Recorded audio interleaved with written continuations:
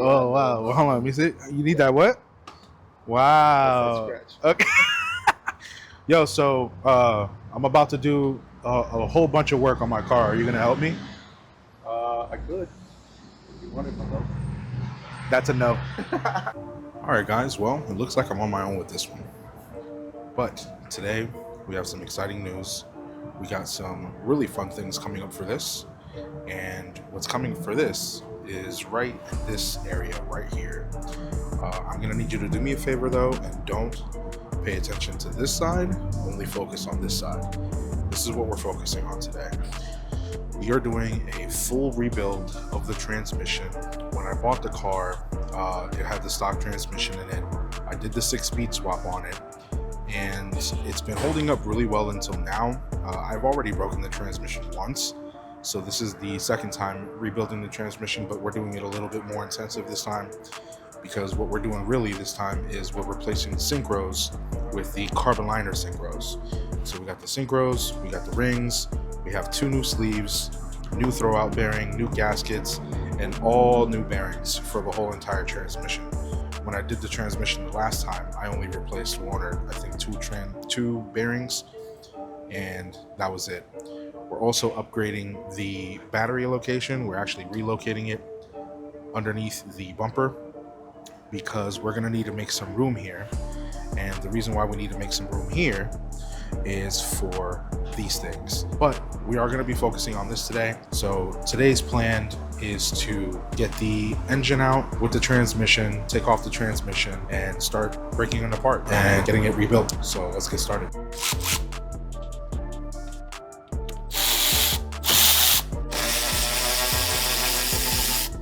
We're obviously not going to be needing this bracket anymore, but we're going to save it.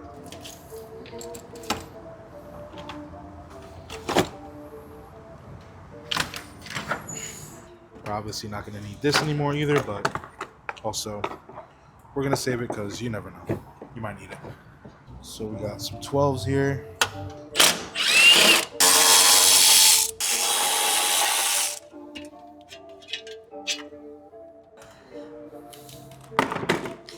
Again, we're not going to need this anymore, but we'll save it just in case. All right, so we got the battery out the way. Now what we're going to do is we're going to focus on getting all of the harness off. We're going to focus on getting the shift cables off. We're going to get the brake vacuum hose off. We got to evac the AC. I think once we do all that, we should be ready to go.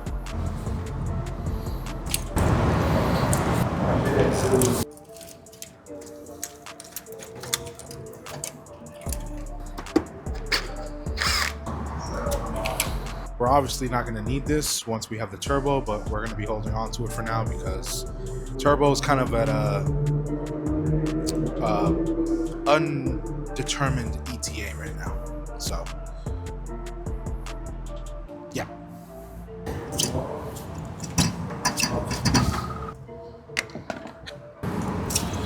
These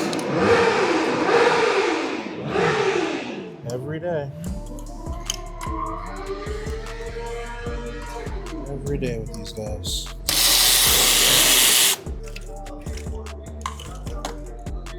Why you gotta be Puerto Rican though? I'm saying you're right, but why do it gotta be like that? Yeah, I mean you're right, but why you gotta be like that though?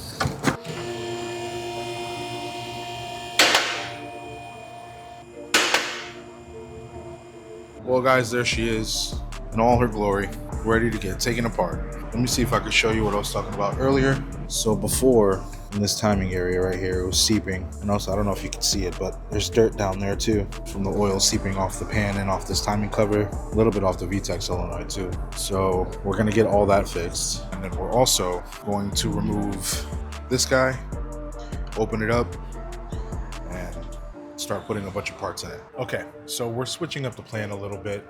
What we're gonna do right now for today is we're going to install the new DC5 Creations bracket that I bought for this battery.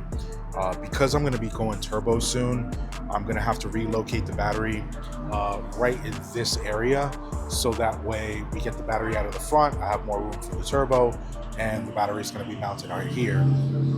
I bought this kit, comes with the bracket, the brace for the battery, and also the harness to reroute everything. So we're gonna install that first, and then we're gonna take care of the motor. I have the motor sitting over there tomorrow. All right, guys, so the first step we're gonna do is we're actually gonna remove this washer fluid reservoir.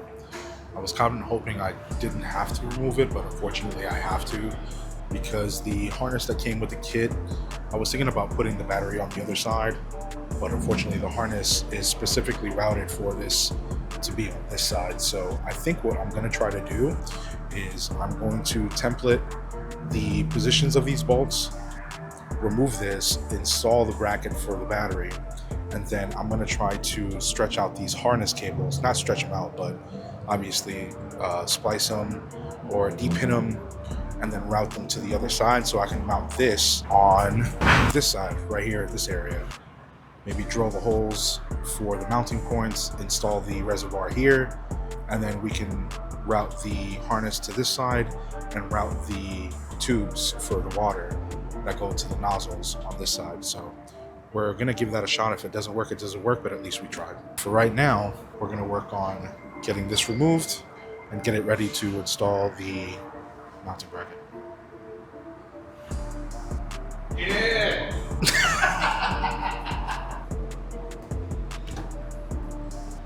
Nice. If you guys have to use the bathroom, don't watch. This is not gonna help.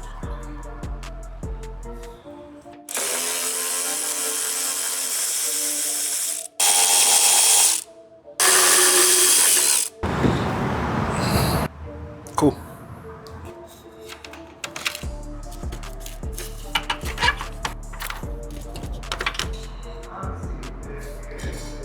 Here is the new DC5 Creations battery tray. It's pretty sick, not gonna lie. It did come stainless steel, but I wanted to coat it in this paint because I don't want it to rust. It's a really nice design. I want it to last as long as possible, so I did wind up painting it. I think it looks good in black also.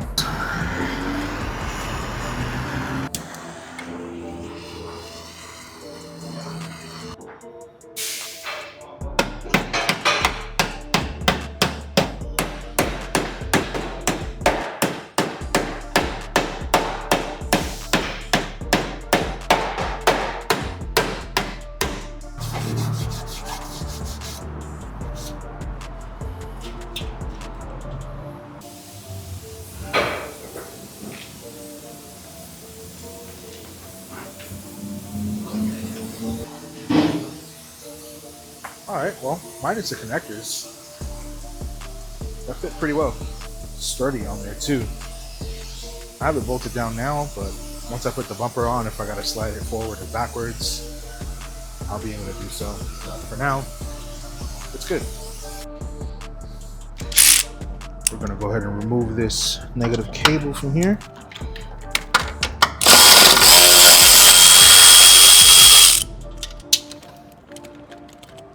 That's been removed. Now we're gonna remove the ground cable.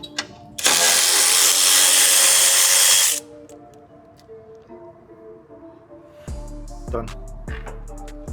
All right, now that we got that engine ground out, I'm gonna put the new engine ground in. These cables are so nice, I'm not gonna lie. Like that. Just like that.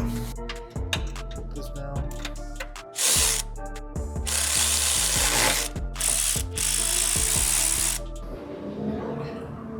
You can see the cable, nice and grounded. All right, so now what we're gonna do is we're gonna mount this cable like this. Ooh, perfect fit. Thread it into this hole right here. And then this is gonna go to the negative battery terminal.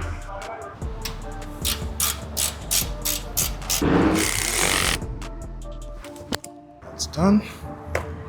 Boom. Shit ain't going nowhere. All right. Now that cable is nice and mounted to the negative side. Nice. So now what we're gonna do is we're going to replace this ugly harness, this whack harness, with this cool, sleek harness. Pretty snazzy, huh? Yes. Okay. I can explain. We were over here, Googling over our new harness here. And we started taking out our old harness and realized something, that the new harness doesn't come with these connectors, and it doesn't come with the alternator connectors and the starter remote wire and another starter wire. And I said, oh no, there's something wrong. But I just opened up the old harness, and this is independent from that harness. So now what I'm going to do is I'm going to get some tape and some wire loom, fix this up so it looks nice and new and clean, and install that, and we should be good to go. So yeah, they didn't mention that in the instruction manual, but we don't read instruction manuals, so there goes that. All right, guys, so we are at a standstill right now. I need to get some wire loom and some tape so we can make this look all nice. That's already been set up, ready to go to install the rest of the wiring harness once we're ready to put the motor in. Also, here is the old harness that we removed, and this is the new harness somewhat installed. Here is the positive battery cable that'll be going to the passenger side. And then this is the fuse box cables that will go to the fuse box on the driver's side. And those are already installed there, ready to go, looking clean. Now this isn't permanent, obviously, because I still have to take the transmission off. I still have to take the timing cover and the oil pan off so I can get that fixed. But this is just like test fitting everything to make sure that everything was work. I'm glad we did, because if we didn't, we would have waited and then later found out that we needed to do that little bit of fabrication with the harness, but we got that figured out. So we're gonna end the video here, and then next week we'll show you the harness loom and removing the transmission, opening that up and seeing what we find. And then most likely the week after that, we'll have the timing cover and oil pan taken out so we can reseal that. Then the week after that, we'll have both of them finished, put it back together, put it back in the car, and hopefully everything works out. Thank you guys for watching. See you guys in the next one.